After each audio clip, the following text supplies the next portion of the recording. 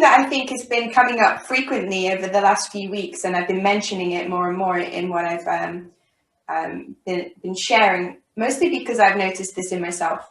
The thing is, when we start on this self-development journey and we start on this spiritual awakening journey, there's a corner that we turn where before we're looking out into the world for answers and validation, and then all of a sudden when we start on this journey, we turn and look in.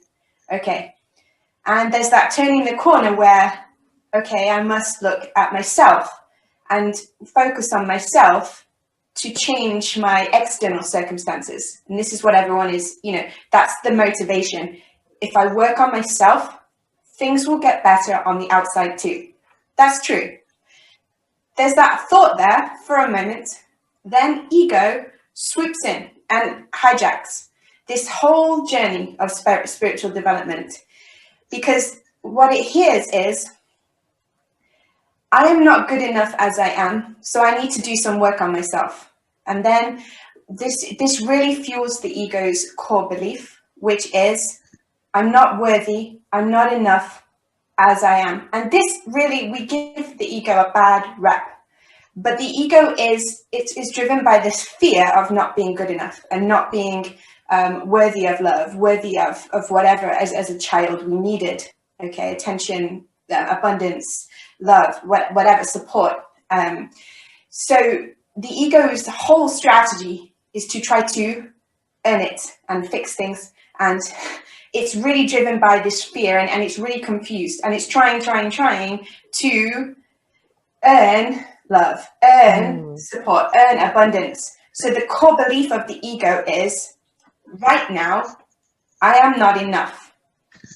So I need to do something, right? Because as a child, that's kind of true. If you're not protected as a child, if you're not loved enough as a child, if you don't have what you need as a child, that's a seriously scary situation. So we needed the ego then to survive.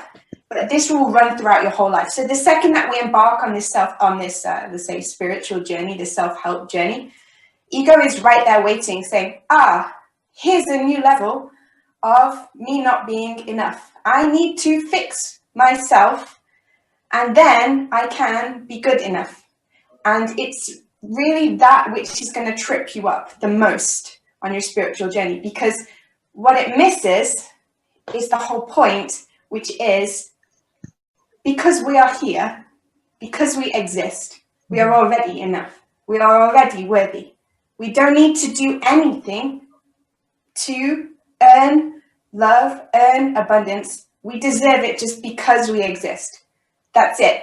But then this is missed because ego wants to feel like, oh, it's not good enough, right? We have to compete with others for affection, because that's really super important when we're children, right? I must be the one that stands out, then I'll get the most love and I'll get the most, food and the most abundant and that kind of thing, right? So then, right, we want to be special. It's not good enough to the ego to just be the same as everyone else. We want to be special. So we want to be more spiritual, more awake and more enlightened. It's never enough for the ego.